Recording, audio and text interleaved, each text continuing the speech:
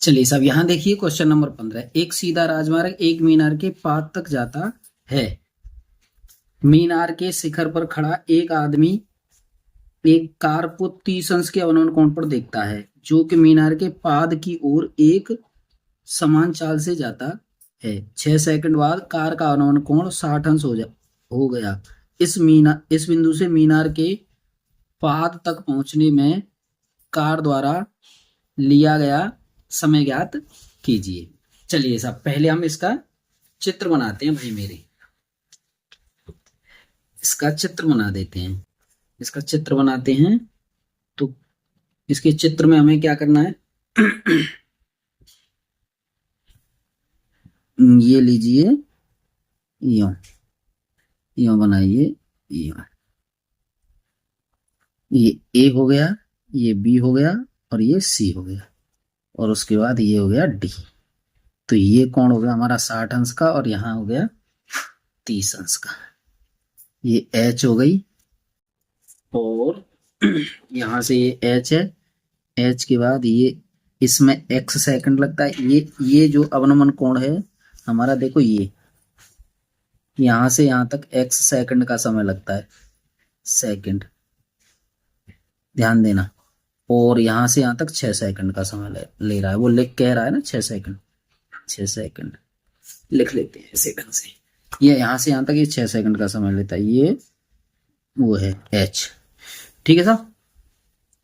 चलिए, अब हमें याद करनी है कि ये जो दूरी है, ये जो x की वैल्यू है, ये कितना लगा यहां से c से b तक पहुंचने में। तो चित्र में यहां लिख लीजिए, चित्र में AB बराबर h मीटर मीनार है, c बराबर x सेकंड। मतलब सी भी जो दूरी है वो x सेकंड में तय की जाती है। आगे यहां दिया है हमें C D equal to 6 second में दूरी तय की जाती है। ठीक है ना, यहां देना साहब आप। आइए अब यहां से अगर हम करें त्रिभुज एबीसी में त्रिभुज एबीसी में करेंगे तो यहां हो जाएगा हमारे पास tan 60 equal to h upon X. यहाँ tan 60 की वैल्यू √3 रखेंगे, यहाँ रखेंगे h अपॉन एक्स। अगर हम यहाँ से h की वैल्यू लेंगे तो ये इसके साथ जाएगा, तो x √3। ये ध्यान रखना जरा, इसी समीकरण फर्स्ट ले लेंगे, यूं मान लीजिए। ठीक है जी। आगे है हमारा क्या, आगे दिया है हमें त्रिभुज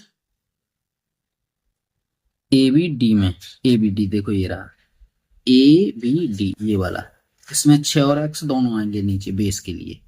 तो यहाँ पे अगर हम लगाएंगे tan 30 इक्वल टू h तो यूं की तो रहेगा, यहाँ 6 सेकंड प्लस x सेकंड। ये समय लगा इतनी दूरी को तय करने में, 6 सेकंड और x सेकंड का समय।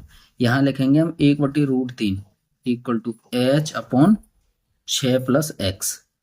ये मानिए आप। आइए यहां देखिए आप, समीकरण फर्स्ट से मैं यहाँ पे इसकी वो रखता हूं। पहले ये ले लीजिए, इसे ऐसे कर लो, 6 plus X equal to h√3। अब यहाँ पे मैं h की जगह पे रख सकता हूं x√3। 6 plus X equal to h की जगह पे रख दी मैंने x√3 गुणा √3। यहाँ ऐसे लिख सकते हैं ना, यहाँ 6 plus X equal to 3x √3 से गुणा करके इसको लाइए तो 3x minus x equal to 6। ये हो गया 2x इक्वल टू 6 और x इक्वल टू 3। ठीक है ना, यानी कि मीनार तक पहुंचने में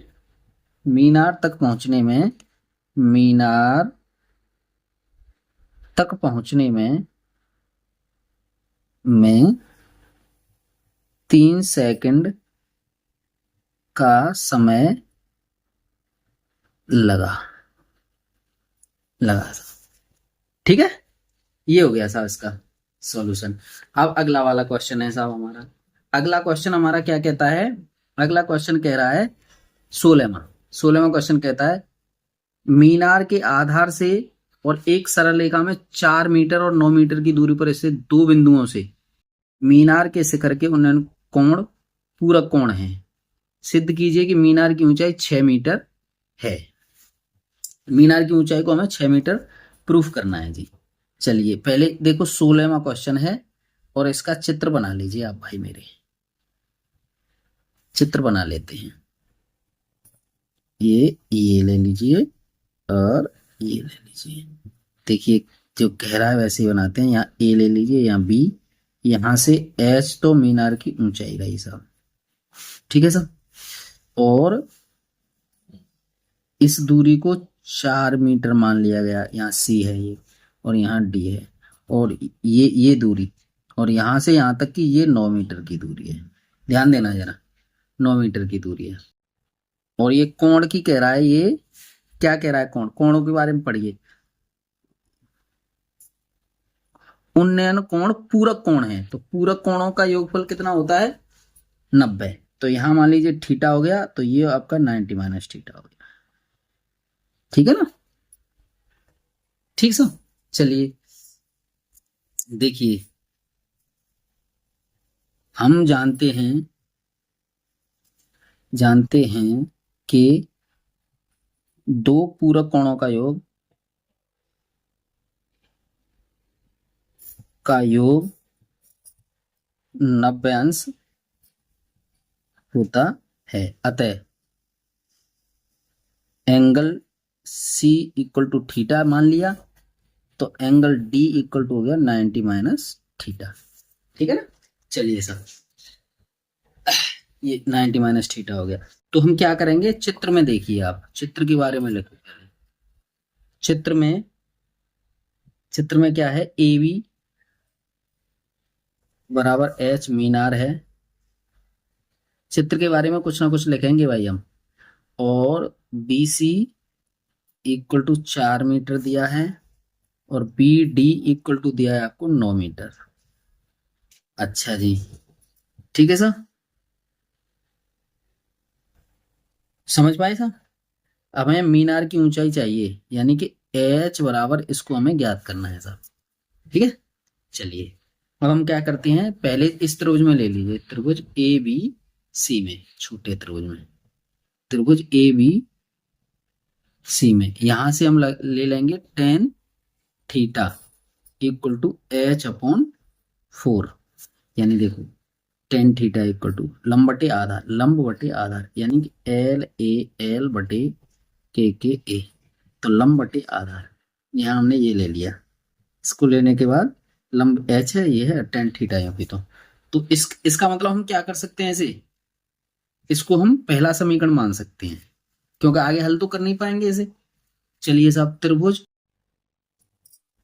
ए बी डी में इसको क्या करेंगे, tan 90 minus theta equal to इसे h अपॉन 9 कर देंगे, h अपॉन 9। 90 माइनस थीटा, देखिए 90 के लिए रेशियो बदल जाता है, हमने कराया था बेसिक में ये सब। तो इसको कॉट में लिख देंगे, cot theta equal to h बटे 9। Equation number 2। ठीक है। अब यहां ले लीजिए इसे, यहां लिख सकते हैं हम समीकरण 1 व 2 का गुणा करने पर, समीकरण 1 और 2 का गुणा करने पर, 1 और 2 दोनों का गुणा करेंगे हम, समीकरण 1 का और समीकरण 2 का दोनों का गुणा करेंगे। तो करिए साहब, इसका क्या हो जाएगा, ये होता है आपका tan थीटा इंटू ये होता है cot थीटा इक्वल टू इसे ले लेंगे h upon 4 into H upon 9। यही तो बना। इसमें देखो tan से cot कट जाएगा क्योंकि cot theta equal to 1/10, tan से tan कट के एक तो ये हो गया एक। इसे लिख सकते हैं हम एच स्क्वायर बटे 9 चौके 36। तो यहाँ एच स्क्वायर इक्वल टू हम 36 लिख सकते हैं यहाँ। तो एच इक्वल टू हमारा कितना आया था, 6 मीटर। समझ पाए साहब। इसको इस तरह से हम लिख सकते हैं कि मीनार की ऊंचाई बराबर 6 मीटर है। इस तरह से हमारी ये 9.1 एक्सरसाइज पूरी फिनिश होती है। धन्यवाद।